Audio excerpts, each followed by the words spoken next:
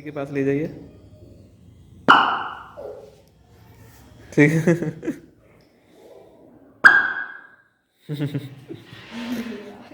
अब ये जो टेस्ट ट्यूब है से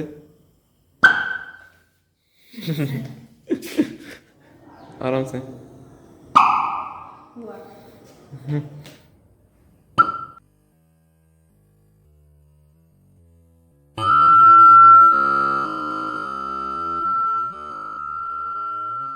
अपने हाथ से काम करते हैं, आंखों से देखते हैं, कानों से सुनते हैं, तो वो ना केवल आपके दिमाग में जाता है, आपके दिल में भी जाता है।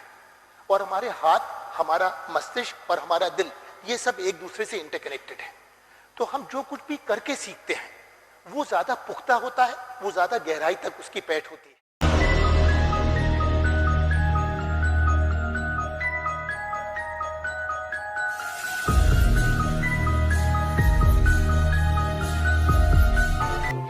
मुझे 2500 स्कूलों में जाने का मौका मिला है और हर स्कूल में जाकर के मैंने आंसू जितनी वहां पर है, कबर्ड्स बने हुए हैं, परख नलियां रखी हुई हैं, पिपट रखे हुए हैं और सब में धूल की परत जमी हुई है।